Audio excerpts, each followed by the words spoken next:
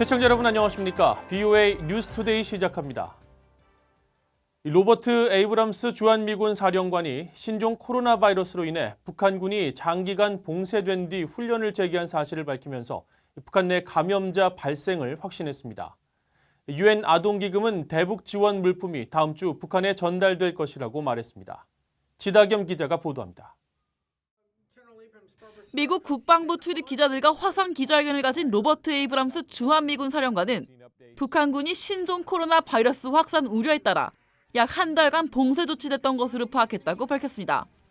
But what I do know is that their armed forces has been fundamentally on lockdown for about 30 days, and only recently have they started routine training again. As one example, they didn't fly an airplane for 24 days. 에이브람스 사령관은 또 코로나 바이러스 발병 사례가 없다는 북한 당국의 주장을 신뢰하기 어렵다면서 북한에 발병 사례가 있음을 확신한다고 밝혔습니다. You know, you've seen the public statements by North Korea that they claim that they have no COVID-19 cases. It is a closed-off nation, so we can't say emphatically that they have cases, but we're fairly certain they do. 이런 가운데 유엔 아동기금은 신종 코로나 바이러스와 관련한 지원 물품이 다음 주 중 북한에 도착할 것으로 예상했습니다.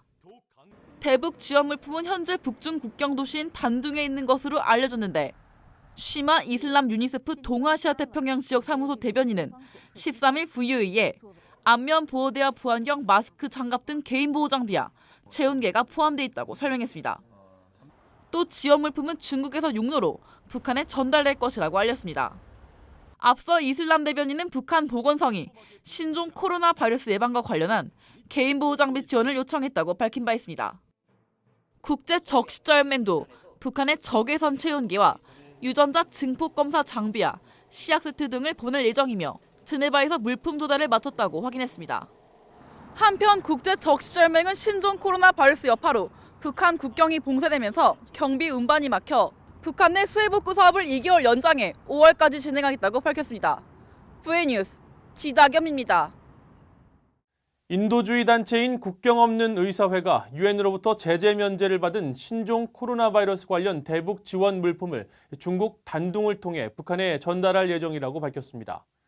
US 뉴스 등 미국 언론은 13일 국경 없는 의사회가 유엔 대북제재위원회로부터 제재 면제를 받은 지원 물품을 두 차례에 걸쳐 항공편으로 중국 베이징으로 보냈으며 해당 물품들이 육로를 통해 북중 국경 도시인 단둥으로 보내질 것이라고 밝혔다고 보도했습니다. 지원 물품 목록은 의료용 안경과 면봉, 청진기 등 북한 내 코로나 바이러스 확산을 막기 위해 필요한 의료용품과 진단기기 등으로 북한 보건성이 지난달 초 국경 없는 의사회 측에 지원을 요청한 물품들인 것으로 알려졌습니다.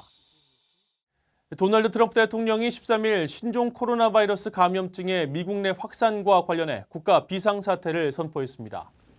트럼프 대통령은 이날 백악관에서 기자회견을 열고 신종 코로나 바이러스 퇴치를 위해 국가 비상사태를 선포하면서 주 정부 등에 약 500억 달러 규모의 자금에 접근할 수 있게 하겠다며 향후 2달이 중대한 고비가 될 것이라고 말했습니다. 트럼프 대통령은 미국의 모든 주에 신종 코로나 바이러스 비상센터를 설립할 것을 촉구하고 이번 사태와 관련해 연방정부가 학자금 대출에 대한 이자를 면제해 줄 것과 에너지 시장 지원을 위한 전략 석유 비축분을 구매할 것을 지시했다고 밝혔습니다. 이번 비상사태 선포는 1988년 통과된 스태퍼드 법에 따른 것으로 연방재난관리처는 400억 달러를 상회하는 재난기금을 활용해 주정부의 검사와 의료시설 등 필요한 자금을 지원할 수 있게 됩니다. 북한 인권 결의안 초안이 유엔 인권이사회에 제출됐습니다. 초안에는 북한 인권 유린의 책임 규명과 책임자 처벌을 강조하는 내용과 함께 신종 코로나 바이러스 대응과 관련해 유엔 등 국제사회와 협력할 것을 촉구하는 내용이 담겼습니다. 김영교 기자가 보도합니다. 유럽연합 주도로 12일 유엔 인권이사회에 제출된 북한 인권 결의안 초안은 북한이 신종 코로나 바이러스 대응과 관련해 국제사회와 협력할 것을 촉구했습니다.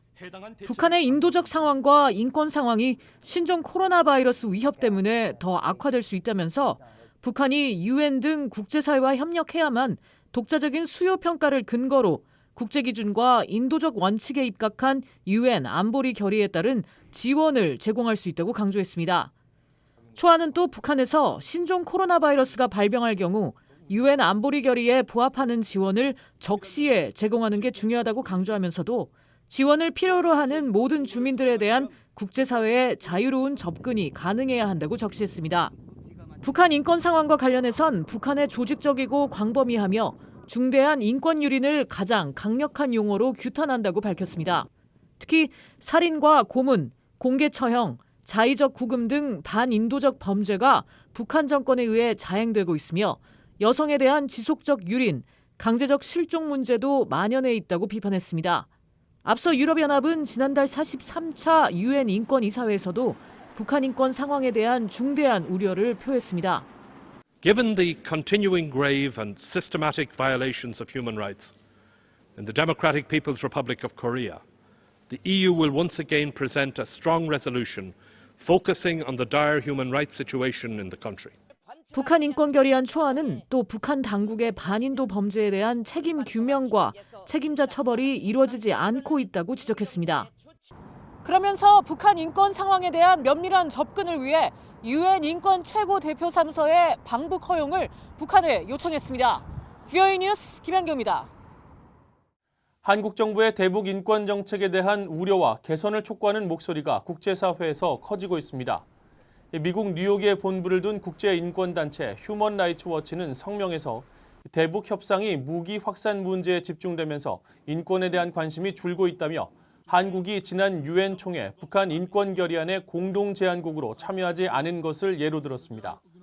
이 단체는 미국과 일본 역시 인권 제기가 협상을 위태롭게 할 수 있다는 이유로 유엔에서 논의를 자제하고 있다며 이는 잘못된 접근으로 무기 확산 방지 노력과 인권은 서로 불가분의 관계라고 강조했습니다. 지난주에는 세계 67개 비정부 기구들이 연대한 북한 반인도 범죄 철폐를 위한 국제연대가 문재인 한국 대통령에게 공개 서한을 보내 한국 정부가 북한의 실질적 인권 개선을 위해 정책을 수정하고 압박을 강화해야 한다고 촉구했었습니다. 올해 치러질 미국 대통령 선거에서 트럼프 대통령의 재선 여부가 향후 미북 대화의 변수가 될 것이라는 관측이 나왔습니다. 전문가들은 설령 정권이 교체되더라도 전임 정권과의 차별화를 위해 기존 대북 정책의 극단적인 변화를 추구하는 것은 지양해야 한다고 지적했습니다. 김동현 기자가 보도합니다. 미국 워싱턴의 민간 연구기관인 미국 진보센터가 12일 미국의 아시아 정책을 주제로 연 토론회에서 전문가들은 올해 미국 대선이 향후 미국의 대북 정책을 가늠하는 큰 변수가 될 것으로 내다봤습니다. 제시카 리 퀸시 연구소 동아시아 프로그램 선임연구원은 특히 민주당이 정권을 탈환할 경우 북한과의 대화 자체에 무게를 두지 않을 가능성이 크다고 말했습니다. But really say, look, we are not going to do photo ops anymore and sort of diminish downright the value of talks, even at the mid-level. So I worry about that. 리 선임연구원은 비군사적 방식으로 문제를 해결하려 한 트럼프 대통령의 공은 인정하지만 정상 간 대화 노력이 실무급에 미치지 못한 점은 문제라면서 대통령이 바뀌더라도 북한과의 협상 기조를 계속 유지해야 한다고 주장했습니다. 미국의 정권 교체 국면에서 북한의 도발 가능성도 제기됐습니다. 정박 브루킹스 연구소 선임연구원은 북한이 과거 미국의 정권 교체가 이루어지는 시기에 맞춰 도발적 행동을 취해온 사실을 지적했습니다. North Korea in the past has done a provocative action to show the new president, a la 2009, that this is the way we're going to play this on this game. 전문가들은 또 미중 패권 경쟁에 따른 주한미군 철수 등 영내 미군 배치 변화 가능성에 대해서도 의견을 나눴는데 주한미군 철수 시 한국과 일본이 미국 확장 억지력 약화를 이유로 자체 핵무장 강행 가능성과 이에 따른 영내 안보 악화를 우려했습니다. 다만 미국으로서는 모든 영내 문제에 개입할 수 없는 만큼 기회비용을 따지지 않을 수 없다며 한국을 비롯한 동맹국들은 미국의 핵심 안보 위기 무엇인지 함께 이해할 필요가 있다고 지적했습니다. VOA 뉴스 김동현입니다. 전 세계적으로 신종 코로나 바이러스가 확산되고 있는 가운데 북한과 중국, 러시아의 국가 기반 해킹 조직들이 이런 불안감을 악용해 해킹 공격을 펼치고 있는 것으로 나타났습니다. 미국의 사이버 보안 기업 파이어아이는 최근 코로나 바이러스 관련 정보로 위장한 악성 이메일 해킹 공격으로 정보가 유출되는 사건이 빈번하게 일어나고 있으며 여기에 중국과 북한, 러시아의 국가주도 해킹 조직이 가담한 정황을 포착했다고 밝혔습니다. 이상으로 뉴스투데이를 마칩니다. 시청해주신 여러분 고맙습니다.